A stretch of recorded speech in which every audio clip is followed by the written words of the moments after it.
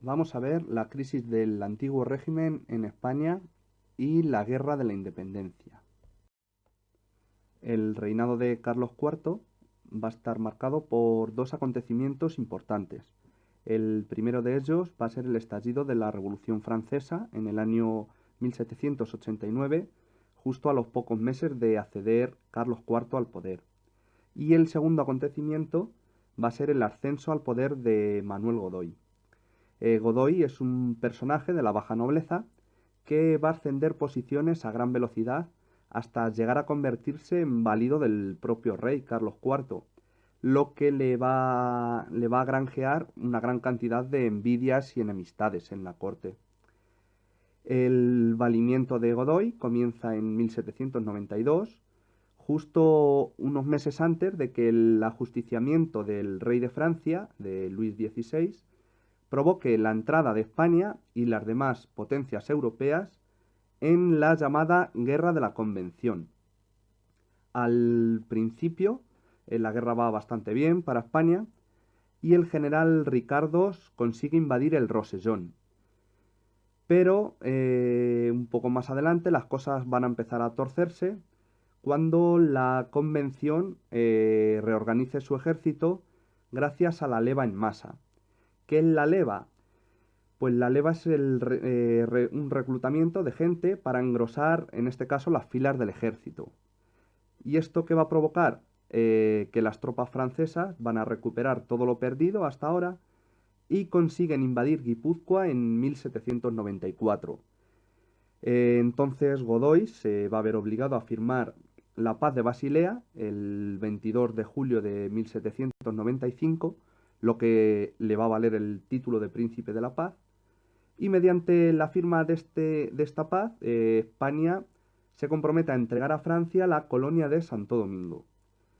Además, un año más tarde, en 1796, se firma el Tratado de San Ildefonso, por el que España va a subordinar su política a la política francesa, con todo lo que ello va a suponer. ¿Cuál va a ser la principal consecuencia? Pues este hecho va a ser que España pasará a estar en guerra contra Inglaterra, con unos resultados pésimos, principalmente por la derrota naval que va a sufrir España en el Cabo de San Vicente en 1797, ya que se va a producir un corte en el tráfico de las mercancías que vienen de América.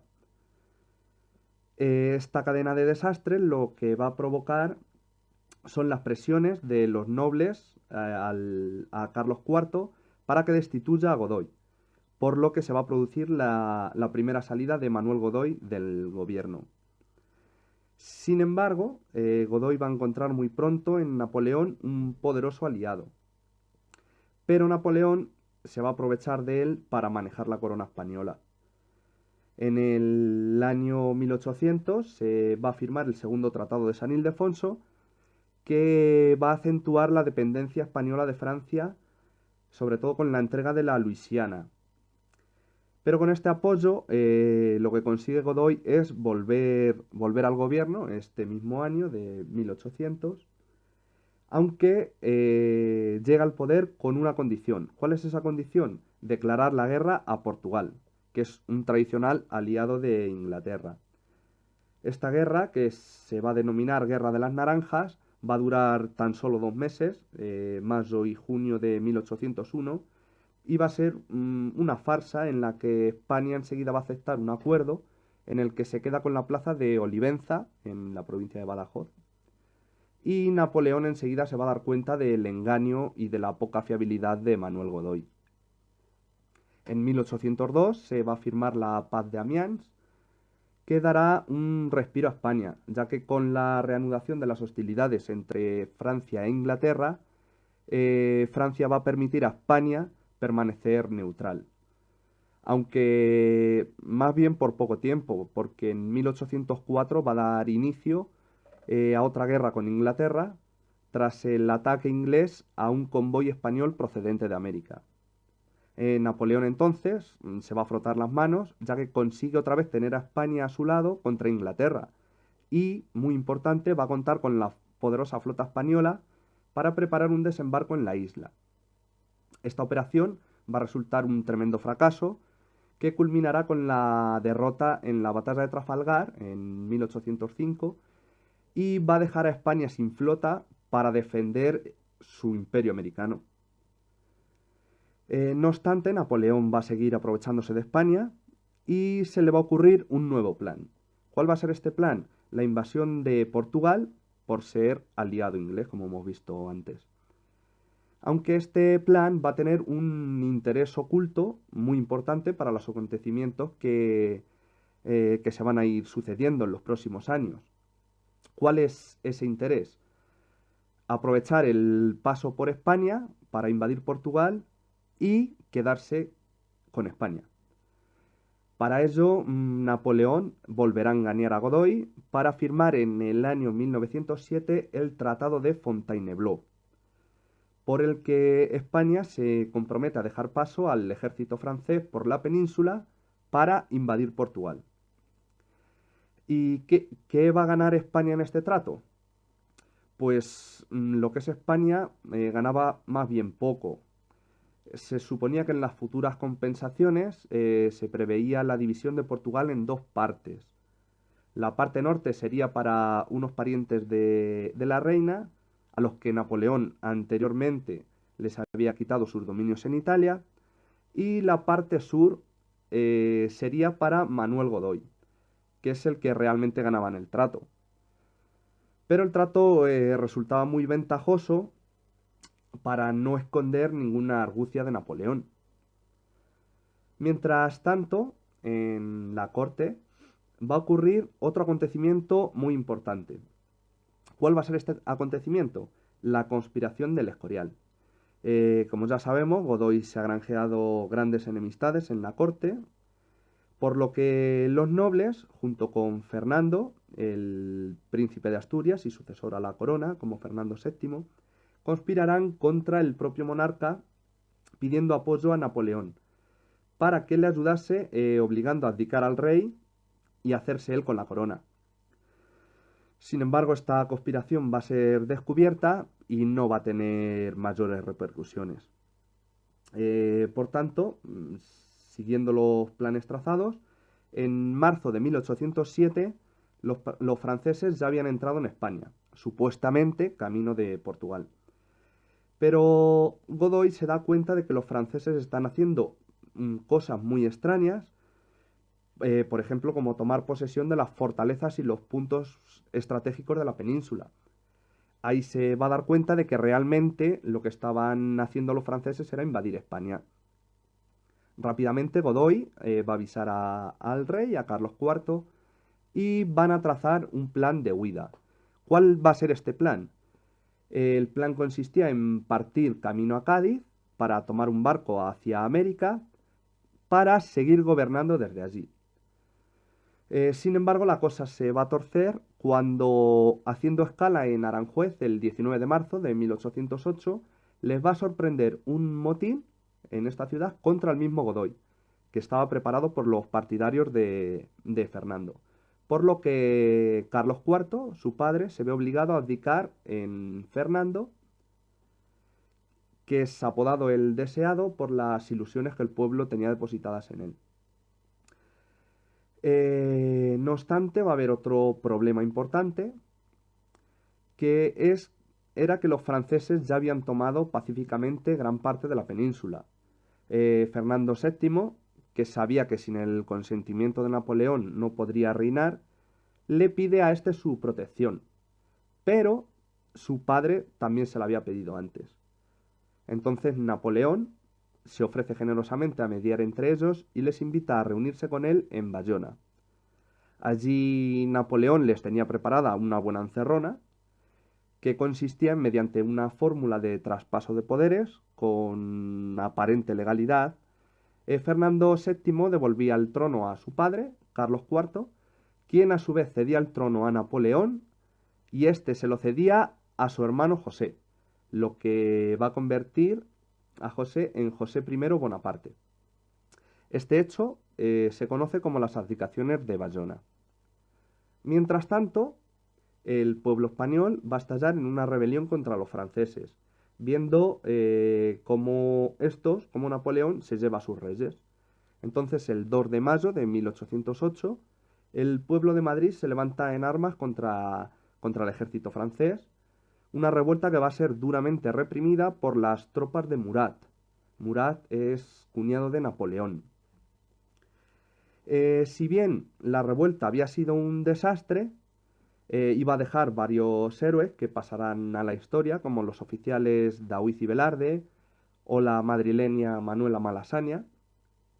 Y al día siguiente se van a producir los fusilamientos de todos los rehenes capturados que habían participado en la insurrección antifrancesa. Estos hechos van a prender la mecha de una insurrección que se va a extender inmediatamente por toda la península. ¿Qué significa esto?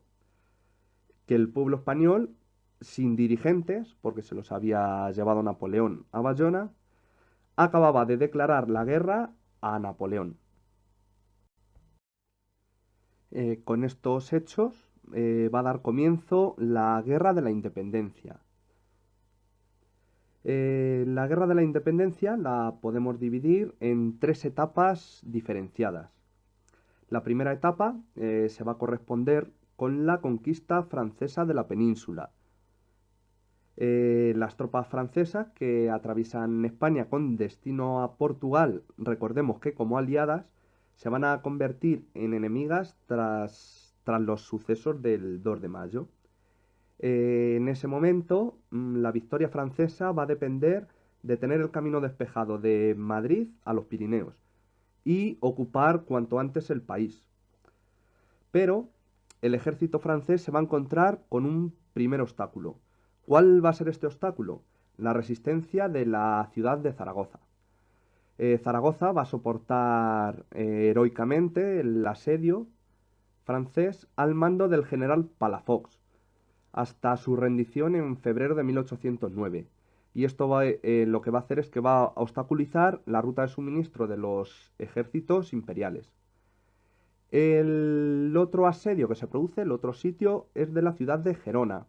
También será sitiada y también va a resistir hasta diciembre de 1809, bajo el mando del general Álvarez de Castro. Pero la cosa no va a quedar ahí. Un segundo revés que va a sufrir el ejército napoleónico va a ser la sorprendente derrota francesa en la batalla de Bailén el 19 de julio de 1808. El ejército español, al mando del general Castaños, se va a enfrentar en campo abierto al disciplinado ejército de Napoleón. Esta va a ser la primera derrota del ejército imperial y, lo que es también significativo, acaba de perder su título de invencible. Este hecho va a provocar la huida de las tropas imperiales con el rey José I a la cabeza, más allá del Ebro. Cuando las noticias de la derrota llegan a oídos de Napoleón, este decide vengarse de la derrota y va a reunir un gran ejército de unos 250.000 hombres para realizar una campaña que será dirigida por él mismo, entre noviembre de 1808 y enero de 1809, y que va a acabar con la resistencia de la península ibérica. Y así, de esta forma, va a dar comienzo la segunda fase. Esta segunda etapa de la Guerra de la Independencia tiene lugar entre 1809 y 1811. Y la característica más importante es que será una fase de desgaste. El ejército francés sofocará los aislados centros de resistencia y va a lograr el máximo control de la península en el año 1810. En febrero de este mismo año, de 1810, se va a producir el sitio de la ciudad de Cádiz, que va a ser asediada hasta la retirada francesa de 1812. Sin embargo, la especial situación geográfica de la ciudad de Cádiz y la ayuda en el abastecimiento desde el mar por los británicos va a hacer que la ciudad aguante el asedio. Y aquí se van a encontrar las tropas de Napoleón con un nuevo problema. ¿Cuál es este problema? La voluntad de resistencia del pueblo español, que se va a traducir en el desarrollo de la guerrilla popular. Esta guerrilla va a estar formada por grupos armados de gente del pueblo, gente normal, que van a actuar por sorpresa, hostigando al ejército francés y refugiándose después en bosques y montañas. ¿Qué va a provocar este hecho? Pues este hecho va a obligar a las tropas napoleónicas a dedicar una gran cantidad de hombres en tareas sencillas de guarnición y transporte. Aunque, no obstante, el daño de la guerrilla no es muy elevado, pero su continuo hostigamiento con trampas de todo tipo va a maniatar a los franceses para que el ejército anglo-español, que es mucho menor que las tropas francesas, puedan enfrentarse a este en situaciones de igualdad. Como guerrilleros más conocidos podemos citar a Francisco Espozimina, que va a actuar en la zona de Navarra. Citamos también a Juan Martín Díez, apodado el Empecinado, que va a combatir a los franceses sobre todo en la ruta entre Madrid y Burgos y en la zona de Cuenca y Guadalajara. Otro guerrillero importante va a ser Francisco Sánchez Francisquete, conocido como el tío Camuñas, por ser natural de la localidad de Camuñas, en la Mancha toledana, y va a actuar sobre todo en la zona de la Mancha. Va a controlar sobre todo la ruta de Madridejos a Despeñaperros, que es lo que conocemos hoy en día como la Nacional 4, la autovía de Madrid-Córdoba, entre Madridejos, que es el último pueblo de la provincia de Toledo, hasta Despeñaperros. Va a controlar todo lo que es la provincia de Ciudad Real, en una ruta muy importante. Y por último, vamos a citar también a Jerónimo Merino. Es conocido como el cura Merino, era un sacerdote, y va a actuar sobre todo en la zona entre Burgos y Valladolid. En este mapa de la Guerra de la Independencia podemos comprobar en color naranja las zonas de más influencia, donde más van a actuar estas guerrillas. Podemos ver lo que es el Cantábrico y el norte de la Comunidad de Castilla y León. Vemos también en la zona de Salamanca y el norte de Cáceres. Vemos la zona de la Mancha, la zona de Cuenca y el este de Madrid. Y sobre todo en lo que es la comunidad de Andalucía. Hay que tener en cuenta que en Andalucía abunda el bandolerismo, los bandoleros, que tienen su zona de influencia sobre todo en lo que es Sierra Morena y la Serranía de Ronda. Y así vamos a pasar a la tercera fase, la fase de la contraofensiva aliada entre 1812 y 1814. Aquí se va a dar un hecho fundamental, que es el que va a provocar un cambio de rumbo en la contienda. ¿Cuál es este hecho? Napoleón está preparando la campaña de Rusia del verano de 1812 y tiene que retirar parte de sus tropas que están en España para destinarlas a esta campaña. ¿Qué va a ocurrir? Pues que Wellington se va a aprovechar de ello y va a lanzar una ofensiva. En esta ofensiva va a derrotar a los franceses en Salamanca, en la batalla de los Arapiles, el 22 de julio de 1812. Y posteriormente va a liberar Madrid. Por su parte, los franceses van a intentar hacer un último esfuerzo y van a concentrar todos sus hombres al mando del general Soult, forzando así a Wellington a retroceder de nuevo a Portugal. Pero de nuevo, Napoleón va a necesitar más hombres ya que está pasando apuros en Centro Europa, y va a trasladar más tropas desde España. para enfrentarse a los ejércitos combinados de rusos, austriacos y prusianos.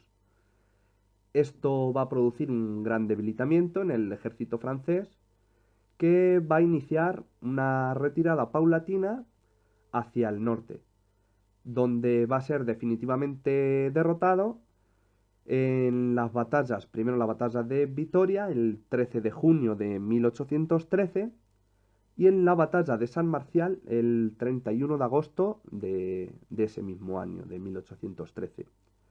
España quedaba así liberada del invasor francés, de Napoleón, y va a finalizar la Guerra de la Independencia Española.